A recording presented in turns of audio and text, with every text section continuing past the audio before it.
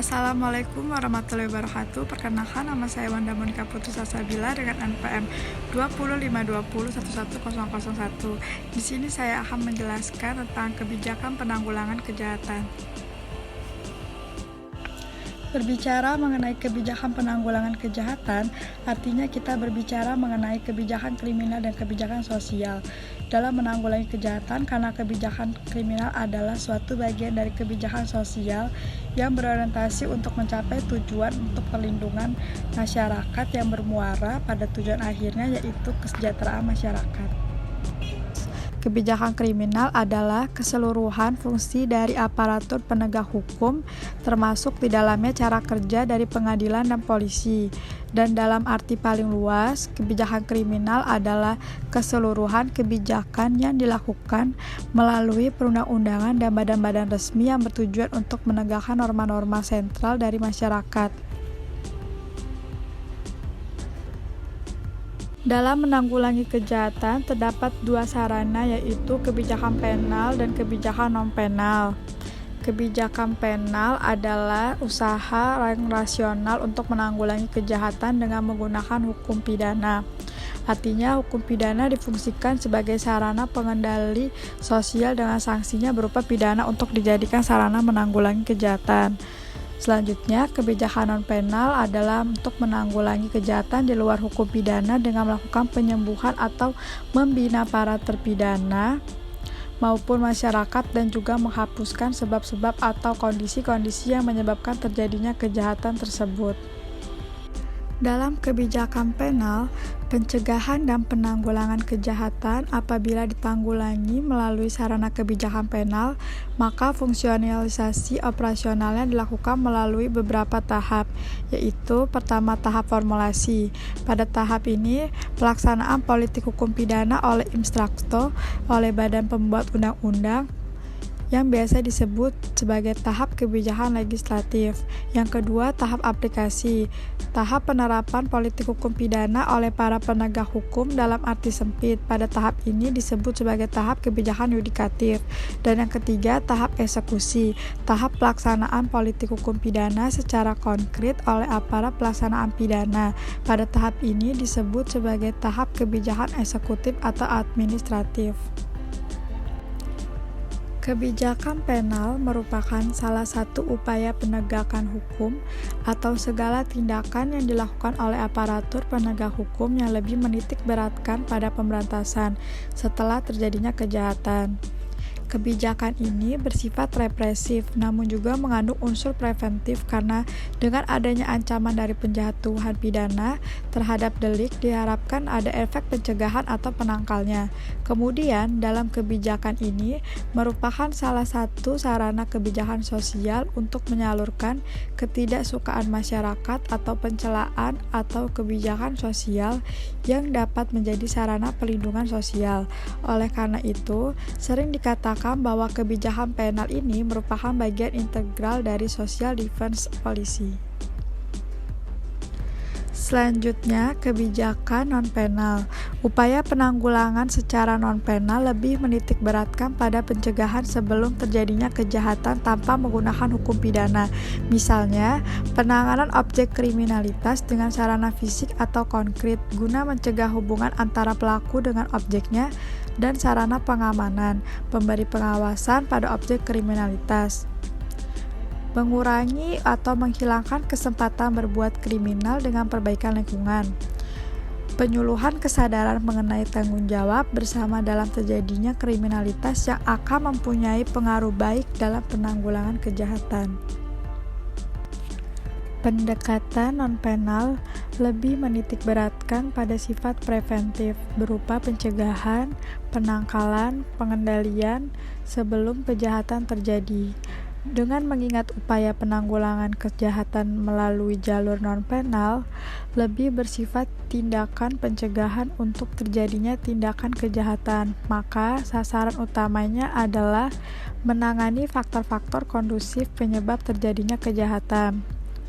Faktor-faktor kondusif tersebut antara lain berpusat pada masalah-masalah sosial yang secara langsung atau tidak langsung dapat menimbulkan atau kesuburan kejahatan.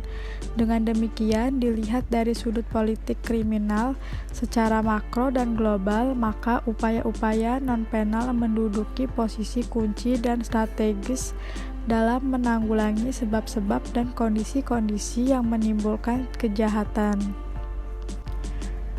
Dalam upaya non-penal dapat ditempuh dengan dua cara, yaitu pertama ditempuh dengan cara menyehatkan masyarakat lewat kebijakan sosial, contohnya dengan adanya penghapusan kebodohan dan kemiskinan.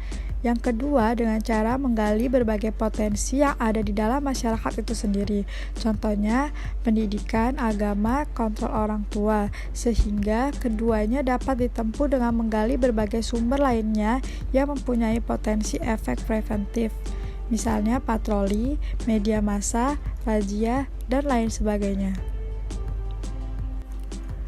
Usaha non-penal. Dalam hal usaha non-hukum pidana atau non-penal, menurut Barda Nawawi Arif, usaha-usaha yang rasional untuk mengendalikan atau menanggulangi kejahatan sudah barang tentu tidak hanya dengan menggunakan sarana penal, tetapi dapat juga dengan menggunakan sarana non-penal. Usaha-usaha non-penal antara lain misalnya penyantunan dan pendidikan sosial dalam rangka pengembangan tanggung jawab sosial warga masyarakat, penggarapan kesehatan jiwa masyarakat melalui pendidikan moral, agama, dan sebagainya. Mengingat upaya penanggulangan kejahatan lewat jalur non-penal lebih bersifat tindakan pencegahan untuk terjadinya kejahatan, maka sasaran utamanya adalah mengenai faktor-faktor kondusif penyebab terjadinya kejahatan. Faktor-faktor kondusif itu antara lain berpusat pada masalah-masalah sosial yang secara langsung atau tidak langsung dapat menimbulkan atau menumbuh suburkan kejahatan. Dengan demikian, dari sudut politik. Selanjutnya, pendekatan integral dalam menanggulangi kejahatan. Kebijakan yang menyeluruh berkaitan dengan pencegahan dan peradilan pidana melalui kebijakan pembangunan dan kebijakan kriminal yang rasional secara penal dan non-penal, sehingga dapat mempertimbangkan sebab-sebab kejahatan secara seimbang dari aspek struktural, aspek ekonomi, politik sosial, budaya, hak asasi manusia yang didasari etika dan moralitas bangsa. Maka dari itu, dengan banyaknya faktor penyebab kejahatan yang sangat kompleks, dalam arti adanya faktor-faktor non-hukum yang determinan terjadinya kejahatan, tentu hukum pidana yang sifatnya positivistis legalitas tidak mampu untuk digunakan sebagai norma utama untuk menanggulangi kejahatan. Oleh karena itu, suatu politik kriminal harus dapat mengintegrasikan dan mengharmonisasikan kedua kegiatan tersebut ke dalam suatu sistem kegiatan negara yang teratur dan terpadu.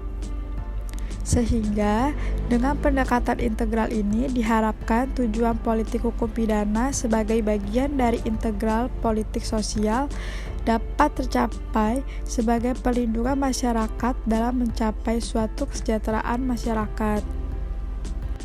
Penanggulangan kejahatan anak.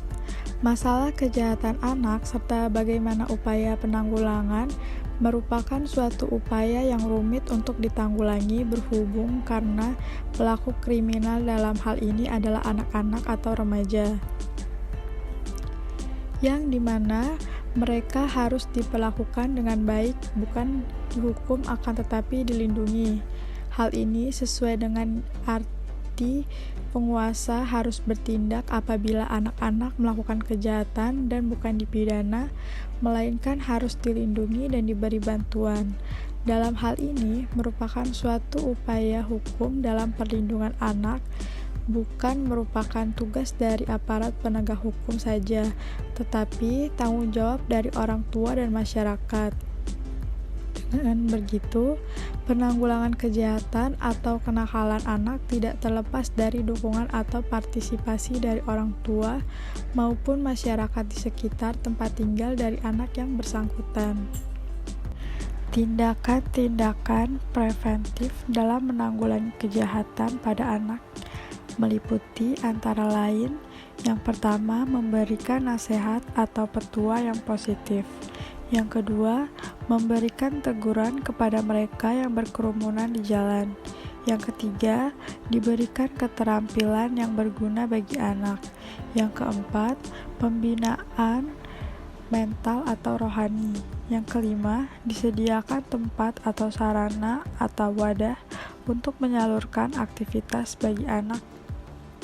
Yang keenam, adanya penyuluhan hukum atau jaksa yang masuk ke dalam desa. Yang ketujuh, jauhkan anak-anak dari pengaruh jahat. Yang kedelapan, pengawasan lingkungan pergaulan anak. Dan yang terakhir, adanya pengawasan atau pendekatan langsung dari orang tua. Dari tindakan-tindakan tersebut, terdapat beberapa alasan menarik, antara lain: yang pertama, sifat dari anak yang masih ikut-ikutan. Yang kedua, belum dapat membedakan yang baik dan yang jahat. Yang ketiga, dari pendidikan keluarga terbentuk manusia yang baik dan berguna. Yang keempat, melalui wadah yang tersedia, sehingga mereka selalu bertindak yang positif dan yang berbau kriminal dilupakan. Yang kelima, adanya kepedulian dari orang tua, guru, warga masyarakat, dan semua instansi terkait dan yang terlibat. Yang keenam, sebagai jaksa, sudah merupakan program dari pimpinan pusat untuk mengadakan kadar hukum, jaksa masuk ke desa, dan sebagainya. Penanggulangan kejahatan remaja. Dalam menanggulangi kejahatan remaja dengan menggunakan pendekatan kriminal yang beralasan karena dilihat dari sebab-sebab anak melakukan kejahatan. Masalahnya justru lebih banyak disebabkan faktor perkembangan jiwa atau psikologi dan faktor lingkungan atau sosiologis. Yang kedua, pendekatan integrate atau terpadu yang merupakan pendekatan rasional, di mana selain penghormatan pada asas legalitas, juga asas kemanfaatan atau utilitaritas. Tindakan non-hukum pidana sebagai alternatif kebijakan di samping pidana. Dalam konteks politik kriminal, pemidanaan bukan salah satu cara penanggulangan kejahatan di masyarakat, karena masih dikenal cara-cara lain yang disebut tindakan non-hukum pidana. Dalam catatan Kongres PBB tentang The Prevention of Crime and the Treatment of Offenders, memberi kesan bahwa kondisi sosial, ekonomi, budaya, serta struktural masyarakat dianggap bertanggung jawab di timbulnya kejahatan atau kriminogen. Faktor-faktor kriminogen yang pada hakikatnya bersifat kemasyarakatan, yaitu dirasakan perlunya untuk mengkaitkan politik kriminal atau kriminal polisi dengan politik sosial atau sosial polisi, atau dengan kata lain, di dalam politik sosial perlu dimasukkan pula politik kriminal. Dengan tercapainya keadilan sosial, jelas akan mengurangi terjadinya kejahatan, maka politik sosial meliputi juga politik kriminal. Dari uraian tersebut, tampak bahwa langkah-langkah penanggulangan kejahatan mau tidak mau mencakup pula masalah perencanaan, baik yang menyangkut penyelenggaraan sistem peradilan pidana maupun yang menyangkut perencanaan kondisi masyarakat yang dimana masalah-masalah dapat memungkinkan timbulnya kejahatan dan dapat dikurangi sedemikian rupa.